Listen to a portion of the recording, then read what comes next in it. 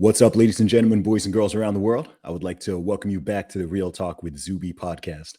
On today's episode, we've got on another brilliant guest. This is Rob Wood. He is an entrepreneur as well as a family man. Welcome to the show, Rob. How you doing? Great, Zuby. Thank you for having me. I really appreciate it. Awesome, man. Well, I've done a super brief overview right there, Rob, but why don't you tell the audience who you are and what you're about? Yeah, so I'm a 41-year-old biological male. I want to make that very clear from the onset, but I'm a husband. I've been married for 19 years. I have 3 children. I have a 15-year-old son, an 8-year-old daughter, and a 4-year-old son, but I'm also, like you said, an entrepreneur. I founded and operate a fintech company that I love and hold near and dear to my heart, and I also run and operate another fintech company that I don't own. And we founded and operate a nonprofit that's centered on orphan care globally, specifically in Southeast Asia. And then my fintech company, we're involved in quite a few organizations that are fighting human trafficking, sex trafficking, those types of things. And we're a foster care family. We're heavily involved in just serving the least of these. But we also like to have fun. I live on some property. We have chickens. We have animals. We love to hunt. We love to fish. We are in Arkansas, so that is a non-negotiable where I'm from. But if you say I don't have any teeth and play the banjo, I'll get pretty frustrated with you because I'm in a different part of Arkansas. So I hear that, man. you've been to my part of Arkansas, actually. You've been here. You know it's a great What's that? place. Is that Northwest? Yes, sir. Yeah, that's actually where my merchandise operates from. So Yep, I've spent plenty of time in Fayetteville at this point, and that's right. Bentonville as well. That's awesome. Awesome, Rob. Well, something I noticed that's really interesting off the bat is that I like that you lead with family. Mm, When you ask a lot of people who they are or what they do, it goes straight into career achievements and all that kind of stuff. But yep. something I've noticed that's really prominent with you, both in the initial minutes of this conversation, as well as your social media profile. I was about to say Twitter, but it's now X, That's right. right? But on your social media, you talk a lot about fatherhood. Mm, Um, you talk about family life, you talk about having children, you talk about the importance of fathers and so on. So I'm curious to know, tell me a little bit more about your story. You said you've been married for 19 years. yes. So tell me a little bit more about your backstory. And before even getting into marriage, let's talk about Rob leading up to that point. Let's talk about the first 20 years. Tell me a little bit about your life story. Yeah, so my dad is a business guy, and my dad was a high achieving man, and I always had great respect for him growing up.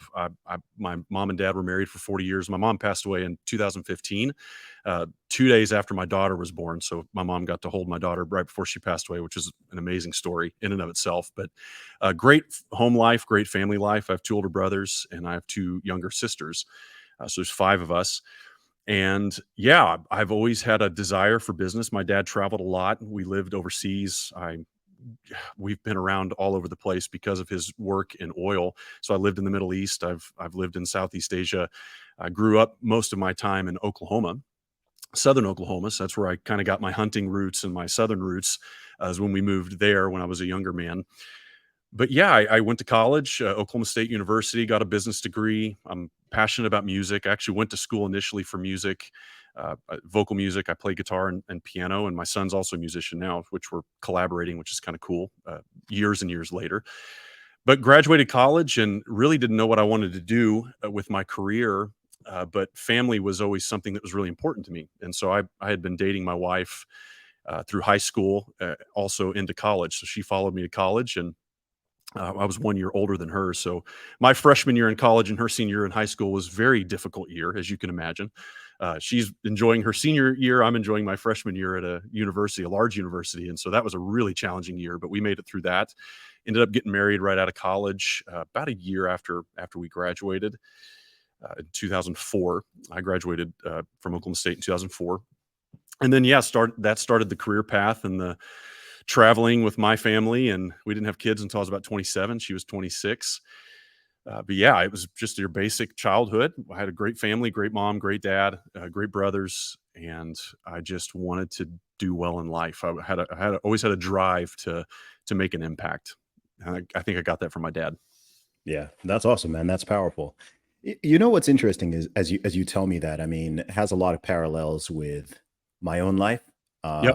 Although I definitely did not marry my high school sweetheart or any of them.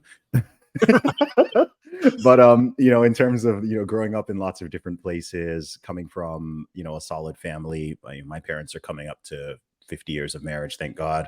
I'm also one of five kids. I've got two brothers, two sisters. Mm, I think same as you. Apart from I'm the youngest one. mm, Obviously, I grew up in the Middle East as well, and it's so interesting as you say that, because I get the same when I talk to people about my family, or I talk about my background. And in this day and age, sadly, it's rare.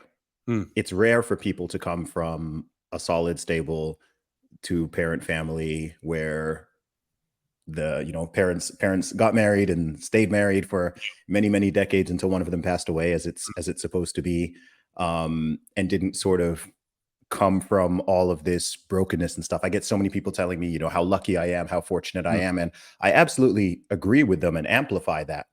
At the same time, I also think, man, just a couple decades ago in our countries, in the UK and the USA, mm, if you were to go back a century, for all the problems that existed a century ago, that type of dynamic was very much the norm. It mm. was like, yeah, like, of course, like, oh, of course my parents are together. Of course, Yeah. like, all of this. And one of the greatest problems that's now happening again across both our nations, it's a problem throughout much of the world, especially the Western world. Mm, But this is just the continual breakdown of family. It seems over the past 70 years or so, I think particularly since the 60, 70 years, it seems like it really started accelerating in the 60s, is just massively rising divorce rates, more and more people either absolutely not getting married or not staying married or delaying marriage for, many, many decades in some cases. And it's become the norm that a family is not together, right? mm, It's no longer the norm that they're together and sort of all raised under one roof in the sort of simple and clear way it's meant to be. It's now that's the rarity, and that makes you now lucky or fortunate or privileged. And the right. norm is to have some type of, brokenness or dysfunction or Mm, multiple marriages or all these different partners and all these different people in the mix and so on. And so I don't even know exactly what I'm asking here, but as you told me that, it just struck me how increasingly rare that is becoming, and how much of a problem that actually is, and such an under discussed problem. I mean, I would say that fatherlessness in particular is, if not the, certainly I'd say top three biggest problems yeah. in modern America and modern UK for the same. UK is just kind of like slightly behind. It's not it's it's not doing great in the UK either. But Yeah. what do you think is going on there? What are your general thoughts on this? Because I know this is something you speak on. Yeah, well, as a dad, I mean, it matters deeply to me. I have 3 children that I'm raising and wanting to propel out into the world to be successful human beings, to contribute to our society. So, but yeah, I think the problem's been, like you said, it's been spoken about, it's been studied for decades. I mean, there was a real prominent book that came out in the 90s called Fatherless America. This was in the 1995, 1994. I think it was David Blankenhorn, I think is who wrote that book. He was sounding the alarm, sounding the alarm. Okay, fatherlessness is happening. This is a problem. It's creating an insane amount of societal ill.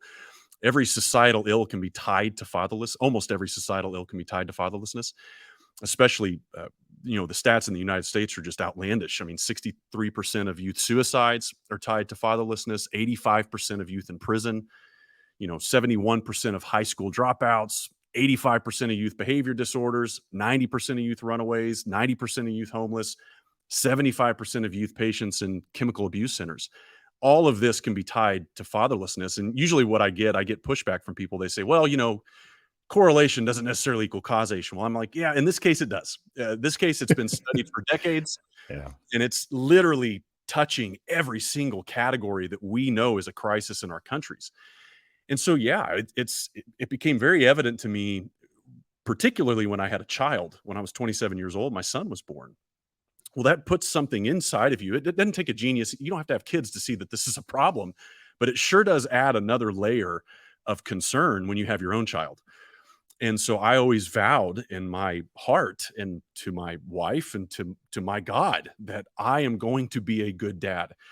I'm going to raise my children. I'm going to be involved and engaged in my children's life, because I knew this was a problem for a very long time, even in college, I had a lot of friends that, like you said, it started becoming rare, even in the early 2000s, that kids had parents that lived together.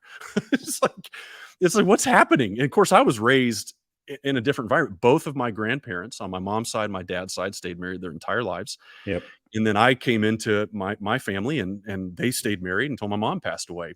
Mhm. And so it yeah, I say, yeah, I've got the most privileged life on the planet because I had two loving parents. Both of my parents were very driven people. They're very smart people, and they cared deeply about their family. And if that's privilege, man, sign me up for that every day of the week. So yeah, this problem's been brewing for decades, and now it's becoming, controversial to even talk about it. And I just find it just fascinating because as society breaks down, we see this being the primary culprit. Even in the 90s, like his subtitle to that book was, confronting our most urgent social problem. Even in the 90s, people understood, researchers understood that this was our most urgent social problem, fatherlessness. Our podcast today is sponsored by The Wellness Company.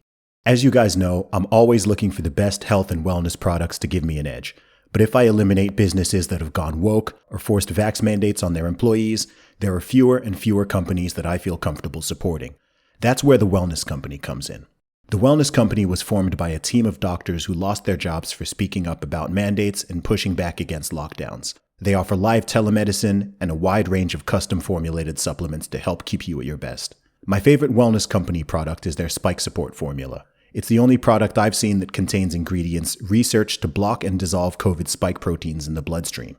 Taking daily Spike Support can bring better mental clarity and increased energy levels. Whether you're vaxxed or unvaxxed, it doesn't discriminate, and neither does the Wellness Company.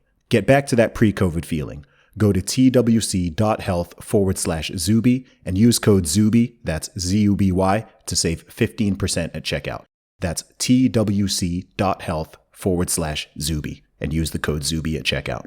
Yeah, absolutely. It's one of those things it's kind of weird because we live in this age where, it's good that we have studies. It's good that we've got data, Yeah. we've got statistics. You just put out a lot of stats there. But we live in this funny time where people want studies for things that are obvious, Hmm. Yeah. right? It's obvious just from thinking for 3 seconds or just living in the real world that if, two is more than one, first of Yeah. all, right? So if you have a parent missing for whatever reason, people die early, people get sick, people have accidents. There's all sorts of reasons why someone may only have a single parent, right? Some of them very, very valid, very, tragic and so on. Um, but it's just obvious to me. It's not, I don't think it's an accident that it takes a male and a female to Right. create a child. And then in terms of raising them, in terms of the family dynamic, it's like, well, have two is more than one. Hmm. And also having, whether you're a boy or a girl growing up, you get different things from your mother, and your mother treats you differently That's right. to the things you get from your father and the way that your father treats you. Anyone who exists in the real world, again, even if we didn't have data and studies and all this stuff, Right. it's like it's just kind of obvious, right? Especially a boy, Yep. as you go into your teenage years, you're looking for older male role models. Mm. Ideally, that's your father, perhaps older siblings, uncles, and so on, other men in the community Yep. who fill in that role. But if those people are absent, then that's where young men are always going to find that somewhere, right? They're Yes. going to find it somewhere. People are, oh, why are all these young boys, well, why are they getting involved in gangs? Why are they in some parts of the world getting involved in terrorist organizations or all sorts of, they're looking for some type of brotherhood. This could Absolutely. be this could be positive brotherhood. This could be criminalistic Hmm. brotherhood, but people are going to seek, and they're going to find it somewhere. And, and even just from knowing people, I mean, I know plenty of people. I know tons and tons of people who, grew up in all sorts of different types of situations. I Yep. know lots of people with, both parents, very solid, very similar to our backgrounds. Awesome. I also know people who came from all sorts of other situations, and without fail, every single one of them knows and would be honest, I think, about, yeah, of course it would have been easier. It would have been better if my dad had been around, Right. right? Like Right. they might think, okay, cool, maybe they've made it a superpower in themselves, and they've used it as their own drive and motivation in a positive way in many cases. But at the same time, they're like, yeah, I mean, it's an obvious thing. And I think that the reason people get really touchy about it and don't want to talk about it loops back to what we were talking about before, which is that it's become so common now. Right. So people personalize it. People think it's an attack. If you say, hey, kids need fathers, kids need dads, then if you say that to a crowd of 1,000 people, Hmm. there's a good chance that at least 500 of them, either they're in a position where they were raised by a single parent, or maybe they're a single mother, or maybe they're even a single father, or right, and they Right. feel like you're targeting them, or you're attacking them, or you're saying something that you're not, and it Get can their be bottom very better. yeah, it can be very frustrating because it's like, no, we're talking, we're just trying to have an honest conversation. Because if you can't talk about something, how can you diagnose it, let alone solve it? If it's just like, no, you shut up. We Yeah. can't even discuss this issue. And I think that's a big problem that's going on here. It's like there's this Mm. giant elephant in the room, and then if you're like, hey, this elephant here, someone always feels sort of triggered by it. Yeah. Yeah, I get that a lot. In my community, having those conversations face to face, that happens. It's rare when you're having face to face conversations. You know this when you meet Yeah. people in real life versus the conversations you engage with on the X platform. But you're right. There's a triggering aspect to it. If I say, "Hey, guess what? If a child is raised with a mother and a father in their home, they're like 4 times more likely to move from the financial class that they're in up to the next one than if they were in a single mother home." Just a basic reality that two parents generally bring out kids that tend to do better in life. And these have been studied. You're right. We don't need the studies. It's common sense, but they're out there if anybody's actually interested. And then, of course, the rebuttal is, well, are you saying I'm a terrible single mother? Well, no, I, Yeah. I didn't say that, actually. That's not at all what I said. I'm just Hmm. saying, these things matter. These things need to be discussed. And even if you don't have a husband in the home with that child, there are things that you can do as a community. Whatever happened to the community elders that just cared deeply about the next generation, Hmm. to be like, hey, I'm going to attach to these young men as a community elder, as a father, as a dad that's in the community, maybe a little bit older, that I can pour my wisdom into, pour my energy into, to really bring up that next generation. Nobody wants to talk about that type of succession planning from a community standpoint. We just want to backbite, bite back and say, well, I'm working for a job. I get it, man. I get it. And it's not, and the child suffers. Like, it just is what it is. I'm thankful that you're working hard, but we want to help. I want to help. This is why we're engaged in foster care. My family is. This is why we work with mentorship. We're in a college town. You've been to Fayetteville. I'm in Fayetteville. This is where I operate. There's 28,000 students here, and a lot of them don't have dads. A lot of them, even a bunch of them, have dads that just don't care. And they don't have dads that told them, "Hey, let's rock and roll. Let's do a great job." They've never been encouraged by an Hmm. older man. And so, yeah, this stuff is powerful when used properly. When Yeah. people in the community come around these people and encourage them. I don't come around single moms and shame them. Like, that's not who I am. I come around to, No. like, how can I serve you? How can I Hmm. help the next generation? I have kids. I get it. I get you're struggling. Do we need to help you financially? Do we need to help you with mentorship? What can we do? I Yeah. wish more people asked those questions, but that's just me. Yeah, no, dude, I'm with you 100%. I wonder if this is I think so many problems that we have in modern society are actually offshoots and downstream of our success and comfort in many ways, right? Mm, I think that when you have a society, I mean, again, look around the world. I mean, poorer countries, you have, generally speaking, much lower divorce rates, much higher rates of intact families, both nuclear family and extended family and all that, because absolutely. you Yep. need it, right? Like you really need it for survival.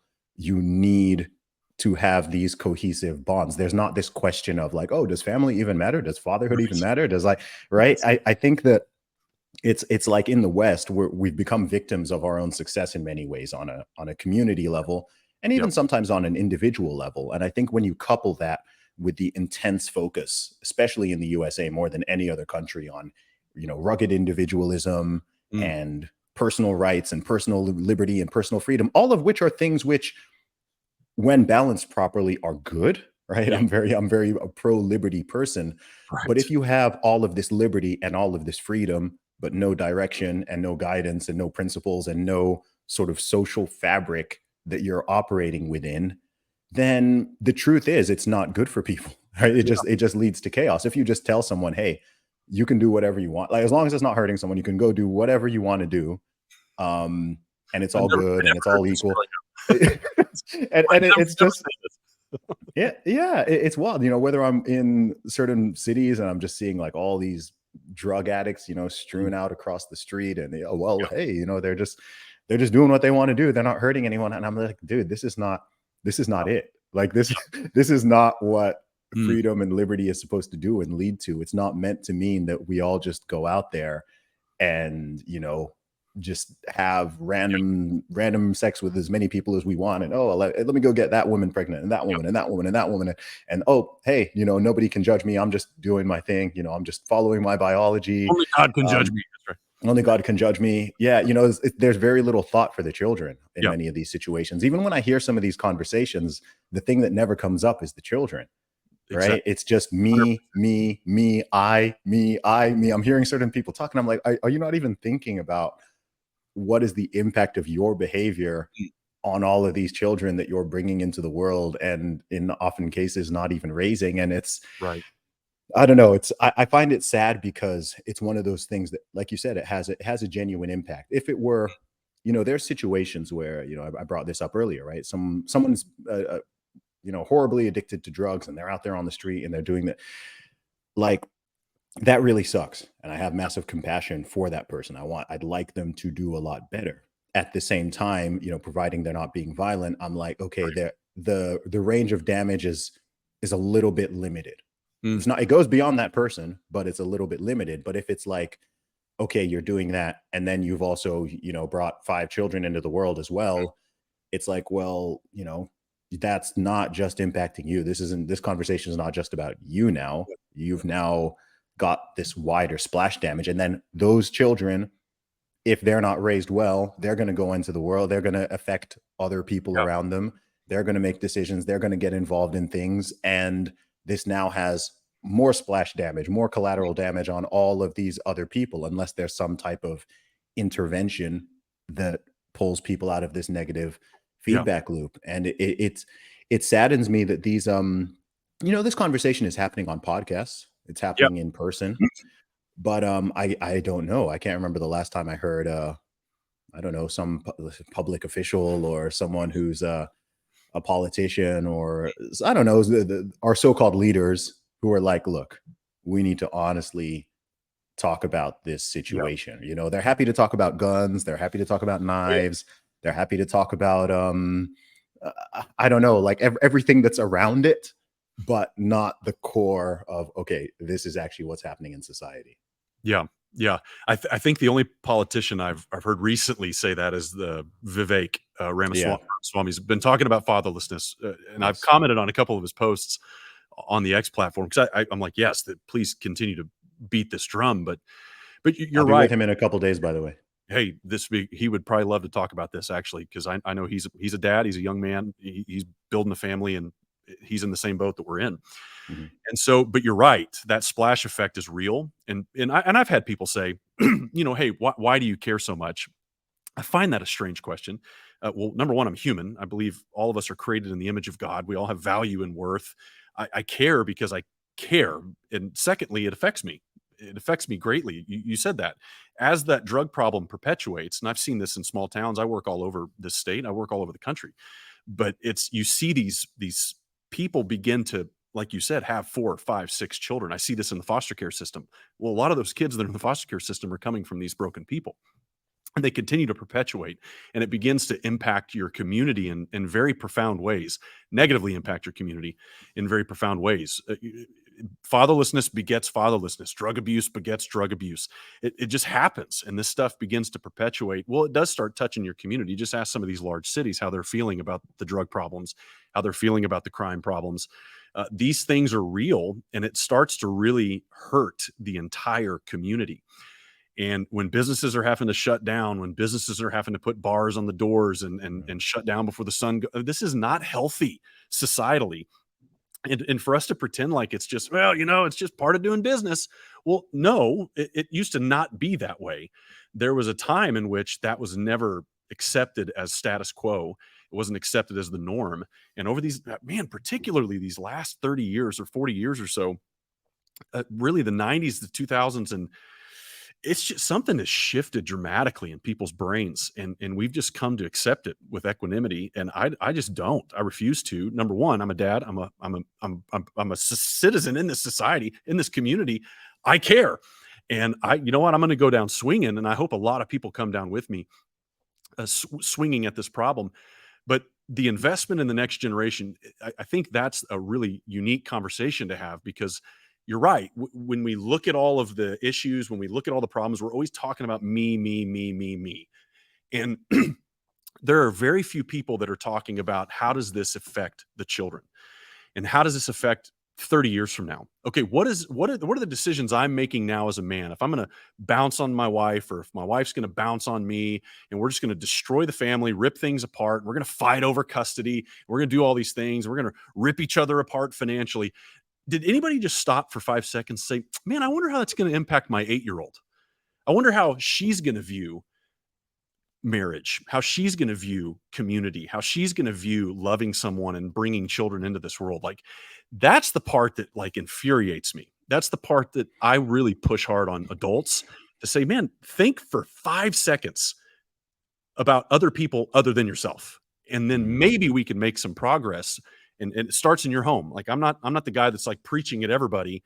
I am fighting in my home to have a great home, to have great children. I'm educated. We homeschool our kids. We are all in on our family. We're all in on the next generation. And then outside of that, I want to spread wisdom and my failures, my successes, and share that with other people. But I definitely don't want to be a hypocrite. So it has to start in the home, and then let it filter out from there. So, but anyway, it is a problem, and it affects all of us. It really does. Dude, you've talked about, we're going to have a great conversation right here, because you've said so many things that I want to get into. The first thing is, I put out a tweet on X. I still call them tweets. I'm going to keep calling them tweets. I put out a post not long ago. It went viral. I said something about apathy being far more dangerous than outright evil. And this is what we're talking about here. Just this. One of the most common things I see and hear is this idea that you shouldn't care about things that don't directly and immediately affect you. Oh, why do you care about that? What effect does it have on your life? Oh, why do you care about that? It doesn't affect. It's such a stupid thing to say, right? Someone getting murdered, down the street doesn't directly impact my life, but of course I freaking care about it, right? Like, the idea that you're not meant to care about anything unless it directly and immediately impacts you is actually one of the most asinine ideas I hear, often even repeated by quite intelligent people. Yeah. And I'm like, again, like you said, think for 5 seconds, bro. Yeah. What do you mean, like, you shouldn't care about anything? By that definition, none of us should care about almost anything. We should all be completely apathetic. Oh, someone gets beaten down in the street. Oh, at least it wasn't me. Yeah. Oh, like, this thing happens. Oh, well, at least that's not me. It didn't affect me. It's such a silly worldview. And it shows this going from individualism into extreme selfishness and extreme solipsism. Yes. And you see it in all these conversations. No one talking about the children, no one talking about the wider communal impact on their decisions. Another thing I've had multiple, again, I've had these conversations in real life, but also online, where I see people say things, say on the subject of marriage, right? And people say, I don't see any reason why someone should stay in a relationship if they're not happy, or why they should. And again, there could be children in the picture, where there's actually the vows, there's what marriage is supposed to be, and so on. And I'll tell you what, Rob, you touched on something, and this is that I don't think people realize how contagious this stuff is. Yeah. And how much it affects other people. Because I'm going to tell you something. I'll be very, very honest with you, Rob. I'll be very honest with you. People know I'm a more conservative guy. People know my faith. I'm a Christian, an imperfect one, but I'm a Christian. People know that my parents have been together almost 50 years. I'm raised in a very solid family, lots of solid relationships. So I'm 37. People are like, Zuby, why are you not married? Why aren't you married? And I'm like, bro, I will get married, but this thing is a minefield. I can like, this is, I'm like this is scary. And I will say this openly, but I know so many men my age or my age, or a little bit older, or a little bit younger, generally successful guys, people who are doing well. And just because of the way the system is and the Yep. society is and culture is and people's own attitudes and the laws and everything, there are guys out there just literally looking at the numbers being like, bro, this is like, what? This is The not a odds are good deal. stacked Like, against me. yes, it's very stacked against you, right? You have the actual statistics like we Yeah. talked about, but then you also have anecdotes. You have guys who like, they're like, man, well, my dad got divorced and my friend's dad got Yeah. divorced, and like this like all these celebrities are getting divorced and this and this. And then you've got women coming out there posting videos talking about how happy they are to be divorced and how, you know what, girl, if your husband isn't doing this and this and this for you, know, don't be afraid to just leave Get him out. and this, and then you look at it and it's got like 100,000 likes, Yeah. and you're just like, Yeah. ooh, like, because you can very much believe in the ideal and Yeah. be like, look, this is what I want, this is what I aspire to, and I know this is still possible. I'm not in the sort of black pill mindset of like, oh, all these marriages, I'm like, no, Yeah. I'm surrounded by successful marriages, but it's just like, man, it's not 1923 now. It's like, Right. it's not 1953. It's like, man, you got to be, if you're going to do this thing, you have to be very, very careful and Absolutely. thoughtful about it. I mean, I'm sure you probably know, I don't know how much you think about this, but you probably Way dodged a too much. massive. I think I do. No, but I was going to say, I think you dodged a massive bullet, right? Because you've been with your wife since you guys were teenagers. Yep. Yeah. So I think, It is. It's a big deal. yeah, dude, there's a lot of people who don't know. Look, I'm going to say it straight. If someone has been married for, I would say, over 7 years, we could push it to a decade. Yeah. If you've been married for the last like 10 years plus, you probably have a very poor understanding of like how bad it is out there. Like, right? Like, I'll acknowledge that 100%. yeah, it's like, and look, I've got a wonderful girlfriend. Like, I'm all good, but it is, man, the what people are dealing with out there. People want to Yeah. criticize Gen Z and millennials and this and this, and I'm just like, bro, I hear you, but you don't, I'm like, dude, it's not 1990, it's not No. 1980, it's not 1970. Like, even just the technology and then the way the culture has swayed and this, it's like, it's not a good time to be someone who is, if you are like single and you're Yeah. more traditional minded and you're more marriage minded and you're growing up in this country and this culture and this milieu of, whether it's Tinder and OnlyFans and, marriage is just a piece of paper and godlessness and just all of this stuff, and all the celebrities are getting, I don't know how many marriages they're having and how many divorces they're having, and it's just normalized. It's Yeah. just like, this is the norm, this is people's view, and it's tragic. And I, Yeah. I think people don't often think that it doesn't just affect the people who are the sort of direct victims or Yeah. descendants of the brokenness, but even those of us who come from very stable families and, have seen it work and whatever, you're still going into a very different world than the Yeah. world that your parents got married in. And you're like, geez, okay, I need to think about this very, very Yeah. carefully. It can't just be as simple as, you know what, I love this girl. Like, I like her. Okay, cool. Like, let's do this. I mean, Yeah. you can try that, but sadly, it's too much of a roll of a dice now. And just to bring this home, I've had many discussions on this. I've been on a lot of, like red pill podcasts, and, I speak to everybody. Yeah. And it makes me sad to say this, but I think that if you're a young man who's successful and not on the, or is likely to be in the future, if you do not have any type of religious conviction, Mm. and or you're not really interested in having children, I don't think marriage is a good idea. And it makes me kind of sad to say that. I wish I could.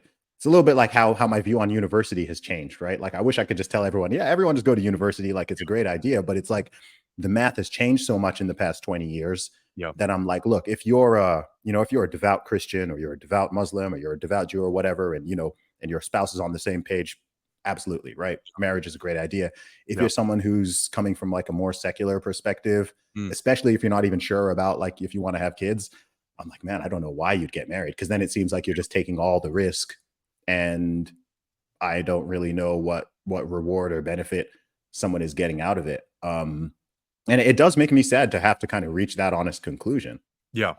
But I just think that's where we are right now. And as long as the sort of laws and society and culture remain as they are, you're going to have more and more people rationally, not just emotionally, but rationally coming to the conclusion that, okay, I shouldn't do this. Or if I'm going to do it, let me push it back 10, 15, Yeah. 20 years and get all these other things in line first. Yeah. Yeah, I don't want to pretend like that's not a real thing. I think when you start bringing nuance in like that, people lose their minds. Like, oh no, don't say that, Zuby. But it's Yeah, true. people don't want me to. Sorry, No, sorry to jump in, but people don't want me to. I've had a lot of, even conservatives, people more on my side, like get upset at me for yeah, talking about these things, and I'm like, dude, this is the reality of it. Like, I'm with it's you in true. terms of the ideal. Yeah, I'm very yeah, much with you. I'm just saying this is what people are now dealing yeah. with. God forbid we talk honestly about things. So, but it's true, and I work with a lot of people in that age range, from that late 20s to early 30s. I work with a lot of business owners. Work with a lot of employees of business owners in some of the training mechanisms that we employ for our products. So I get these, I hear these conversations all the time. It is like a foreign language to me, and I'm pretty technologically advanced dude for my age. I'm at that top end of millennialism. I'm 1981 was when I was born. So I can I'm adaptable. However, this whole dating scene, this whole world is so unreal to me. It doesn't seem real. It seems very, my wife and I laugh about this constantly. We'll run through things and we're like, "Holy crap, if you die, I'm screwed." It's like I don't know what to do. And I'm a relatively successful dude. I've done some great things. I keep my body in great shape. I'm not interested, man. I'm not interested in what's happening out there. But on the flip side, I'm also raising children that are about to step into this. And so I'm working this strange balance of having a strong marriage, loving the fact that we're in the middle of our roles and our life together as husband and wife, and as mother and father to our children. And we're living, we've gotten to a place where we've purchased things that we want to live on for the rest of our lives. We're outdoors, we hunt, we fish. It's just a different world that I live in from so many people, but my children are about to enter that world. And so that's why I'm engaged on the X platform. That's why I'm talking about these things, because okay, I'm trying to build a repertoire, build just a litany of things that my children can have, a legacy that I'm building for them to pass down to them. But brother, this stuff is wild. Some of the videos I've seen on the platform that come through these podcasts, some of the stuff you've been on, the conversations you've had, I literally I shut my computer and I start praying. I'm like, Lord God, help us, because Yeah. this stuff is crazy. But somehow I've got to bring. And granted, my situation, albeit anecdotal, uh, I still want to bring that encouragement, right, to people. It's like, okay, it is possible. Yes, I met my wife prior to social media. Which is a miracle in and of itself. Yes, we didn't have cell phones until we were later into college. Didn't even know what a cell phone was. My dad had those bag phones in his car for his business, but we were completely engaged relationally in the 90s. You had to be. And which kind of freaks me out as a parent now, because at 16, I just leave. And we had no means of communication with our parents. I'm going to the lake to hang out with my buddies. I'll see you tonight. Like, that's it. No communication, no text messaging. So we're in a very unique time. And so I don't really know the answer to that question. I do want to always encourage marriage, because I'm like you. I'm a Christian man. I love the traditions of marriage. I love what the family unit can bring to people. And I get it. People make arguments that, hey, if we have a loving relationship, maybe we're not married, dad's involved, mom's involved.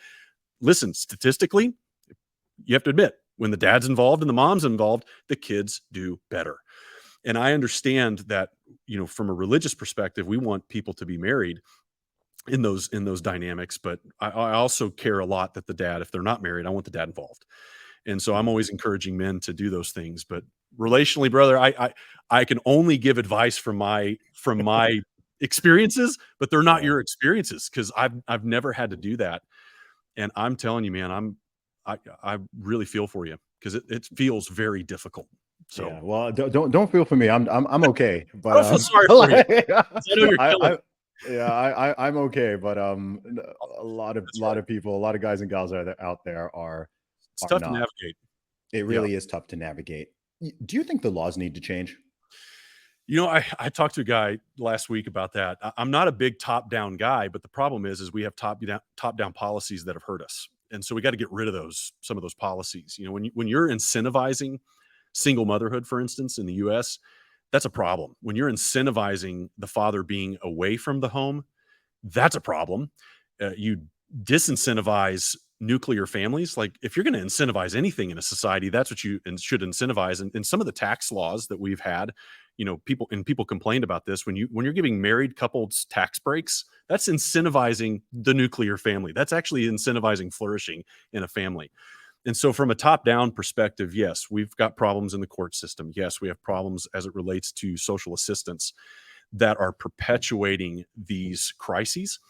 And so that's why I hope, politicians like a Vivek would come in and say, yeah, these things are problems. I'm not big on policy coming in to like affect that. I'm big on removing those policies and actually maybe incentivizing a little bit the nuclear family. It's hard, man, because Mm. if you're a libertarian, you don't want any of that. If you're more conservative, sure, you can get into some of these policies, but we do have policies that are problematic, and nobody wants to talk about that. If you're incentivizing single motherhood, Mhm. this is a problem, and that needs to go away immediately. Absolutely. And I get it. I think there's a lot of well-meaning intentions when that stuff began. It's like, okay, if there's someone struggling, you want to help them. I understand that. And churches and communities and people of faith should come around these families and help them. But when the government starts getting involved and you get in these mass incentivization programs that are perpetuating the problem further, and now you've got people like, oh, if I have 3 or 4 more kids, I get XYZ in cash. Let's do Mhm. it. Oh, DHS will just come get them anyway. You would believe some of the conversations I have had with grown people that have their children in DHS, and they don't give two craps about it. They don't care. Can Uh, you explain what DHS is? Because uh, not everyone's American. yeah, excuse me, Department of Human Services. And so DHS will come in and remove children from homes that are dangerous to children. And for the most part, that's usually drug induced problems that these parents get involved in. They don't pay their bills. Bugs start getting in the home. Electric bills turned off. No running water. Okay, you got to remove the children from the home. So foster care, which is a government program that I'm in, my family's involved in. You sign up for foster care, take 25 hours of training. You do continuing education. You begin to bring those children into your home. That's scary to a lot of people because these children come from broken homes. But they're you have to find ways to serve. And so my family, I want to serve. We want to serve the communities and the least of these. And you got to find strategic ways, because if you don't step in, who will? And I'll tell you, I get from some of those red pill dudes, well, oh, you're trying to raise another man's child. I'm like, dude, and I don't want to cuss on your podcast, but it makes me want to cuss, because I'm just like, brother, then what's your solution? Like, your idea is what? Okay, we've got this problem and there's all these Yeah. children that need help. Mhm. Please inform me of how you're going to make our society better. Oh, crickets? Okay, move on. Get out of my face, because you literally have no good ideas. Yeah. And so, yeah, this is an issue when you incentivize these structures. And good grief, we're starting to incentivize drug use. So Yes. it's further perpetuating kids being removed from the home. There's over 400,000 kids in the foster care system in the United States. 440 something thousand children. That's unbelievable. That's so many people. And that those kids are going to be in our communities. They'll age out of the system and then they'll go out. Most of them don't get jobs. Most of them stay on government assistance, and most of them start having children and doing the exact same thing. And here in 10 years, you and I will have a conversation. There'll be 800, 900, a million kids in the system. And so we have to do something about that. So policy is one way. Grassroots, obviously, we're independent thinking type men. We're all about taking personal responsibility. That is extremely helpful when you start preaching that to men, especially young men that are having children. But yeah, I think some of those incentive structures need to be removed. Yeah, That's a long absolutely. answer to it. An easy. No, dude, it's totally fine. I mean, I think no fault divorce is a Yeah, travesty. I don't think it should absolutely. exist. Do you know what? I've been thinking about this issue quite a bit over the last 6 months to 1 year, and I'm increasingly thinking that there should be two types of marriage. Hmm. I think there should be what you could call traditional or religious marriage. Hmm. And I think you might not even need to be religious to do that. But this is taking the vows seriously. Yeah. Till death do us apart, for richer, for poorer. We will be faithful and exclusive to each other. Yep. This is a lifelong thing. Look, there are maybe, abuse, infidelity, maybe just those two, maybe, two or three caveats where, okay, the contract that, if you violate the vows, Yep. this can be, then a divorce may take place, right? What you'd call like a traditional marriage. I think I'm increasingly starting to think that that should be like one option, and then you can have the secular, what we have right now. Then you have the secular no fault divorce option, where it's, until one of us gets bored, or until one of us finds someone sexier, or one of us is quote unquote unhappy, That's right. or for whatever flipping Finding reason. yourself. I'm finding Yes, myself. Yeah. exactly. I see all these goofy reasons that people are getting divorced and whatever, usually initiated by the women, to be honest. And Mm. it's an absolute travesty for everyone involved. But I'm thinking that there should, I don't even know how this would be done, but I think like there should be two options. I think there should be the option for the people, because if your view on marriage is the first, which is my view, Mm. I don't want to operate in a system where Yeah. the laws and the society and the culture is based on that latter Yeah. model. Because even though I'm not subscribing to that, it still affects people who believe in the traditional version. So I'm increasingly just thinking like, man, these things shouldn't even be called the same thing. Maybe one is called marriage and one is called a civil union. I don't Yeah. know, I right? like And that it's like, better. okay, Yeah. yeah, yeah, and you know what? Two people, man and man, man and woman and woman, whatever. You want to just like take this secular path. Yeah. And this doesn't mean that you're going to get divorced or whatever, but it's just like, okay, you're agreeing to, if one of us is no Yeah. longer happy with the situation, we can walk away from the contract. And then you've got like the real sort of traditional marriage. That's what I kind of think is like a Mm. bifurcated solution. Because if I just go out there, I'm telling people, look, we need to just get rid of no fault divorce, you get massive pushback, and there's this and Oh, then, yeah. why should someone stay married to They someone get who, the outliers, right? The outliers. So yeah, what about abuse? Well, that's a fault, right? That's not a no yes, fault divorce. Okay. exactly. I'm at the same thing here. Yes, exactly. Because I think when you say that, some people are like, oh, so Zuby, are you saying there's literally no reason whatsoever ever that Right. like it's ever valid for people to get divorced? I'm like, I Mm. didn't say that. Like, again, if you violate your Your most vows. basic commitments in your vows, and you think that that doesn't even mean you must get divorced. But if it's like, Yep. okay, if that is the best option, then that's fine. But I Yep. just think so many problems I think we have, Rob, is we're sort of trying to straddle the traditional and Christian rooted world and like this secular progressive world, Yeah. right? This is a big problem. And I think this is a valid point that a lot of the, so-called red pill guys bring Oh, up, yeah. right? Which is that you're, we're living in this funny situation where it's like so many, so you got tons of, men and families going through these divorces, where there's essentially been an incentive for the whole structure Yeah. to be broken up, and then they're being financially punished, they're being socially punished, losing custody of Yes. children.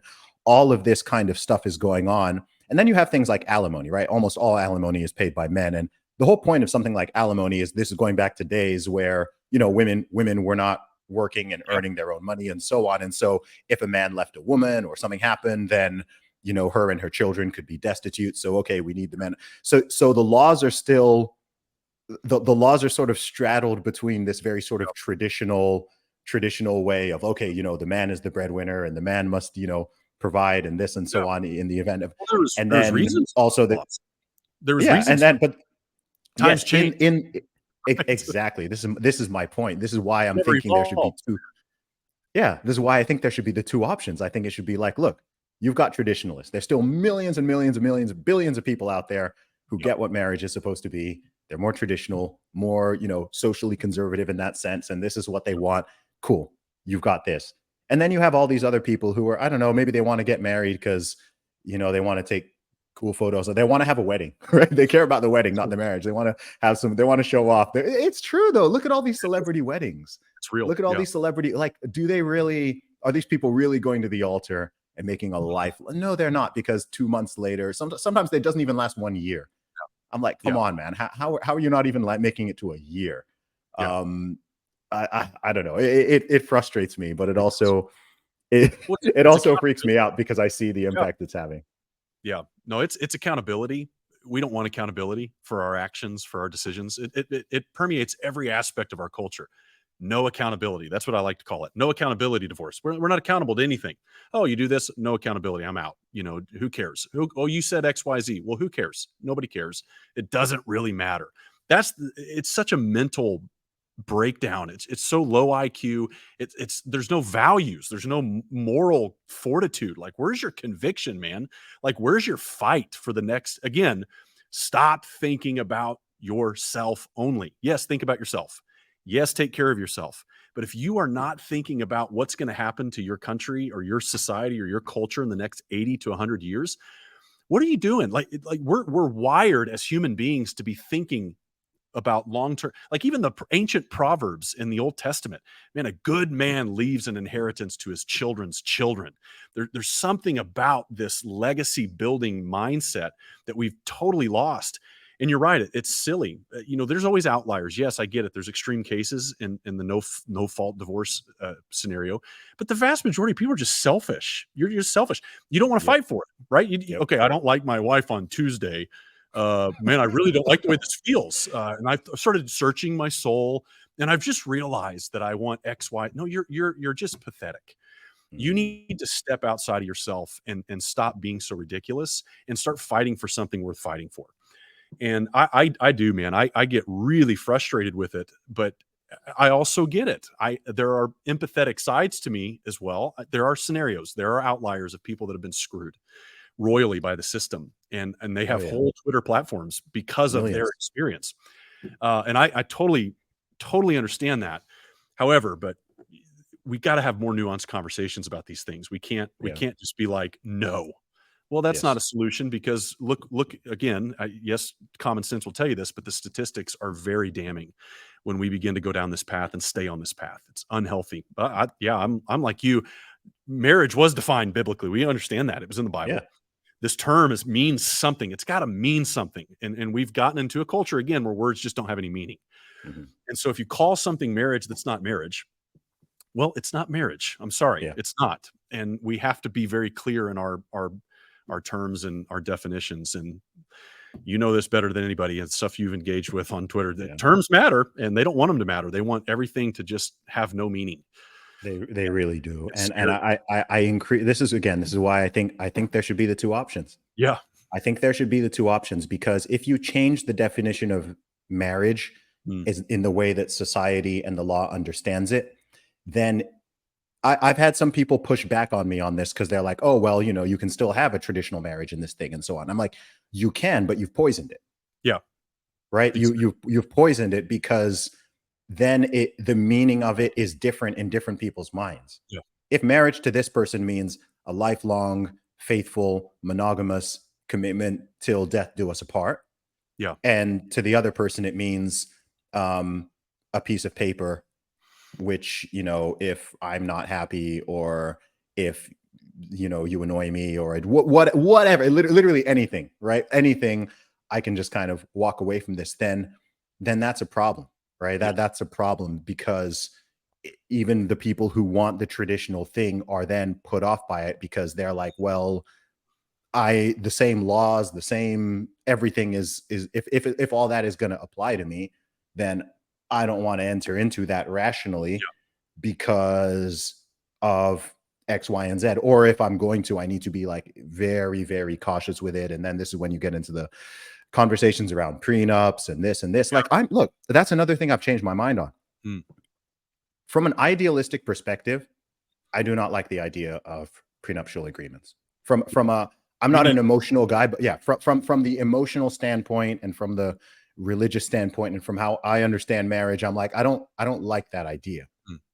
But increasingly, due to all of these things that we've talked about, I'm like, man, um, Yeah.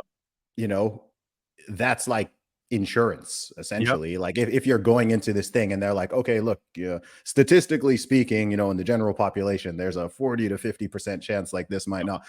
Then I'm like, okay, Yep. maybe that's maybe that's a good idea. Like the goal shouldn't obviously not be like you're going into this with like the idea of like there being an exit or the idea that this is ever going to be need. But that's why I've started to frame it in my brain kind of like insurance. Yeah. Right. You're not getting insurance thinking like, oh, I'm gonna have a crash or I'm gonna lose something or something is gonna go wrong. It's just like, okay, this is wise to have just, Yeah. in case this. Yeah. Yeah, That's foreign to me, right? Because that's not yeah. the environment I've been in. But I also understand the arguments for This it. is the thing, dude. It's not mine either.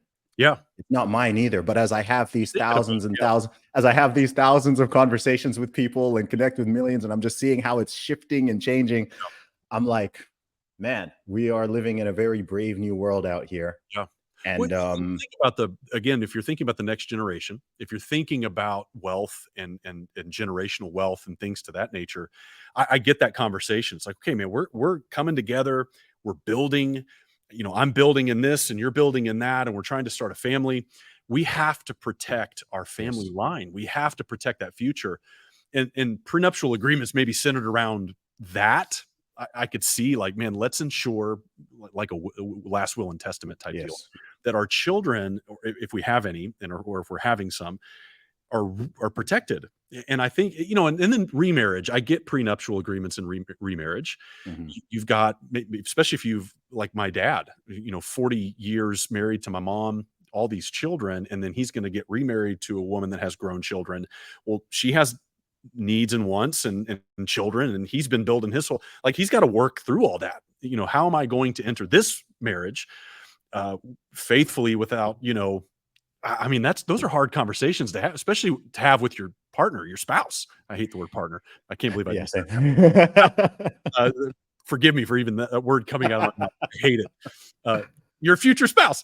And so that's an awkward conversation. But I think Yeah. if you start framing it generationally, you start having, like, again, get up a little higher, get outside of ourselves. How are we going to ensure our success in the future? More long-term planning, I think, keeps relationships healthy.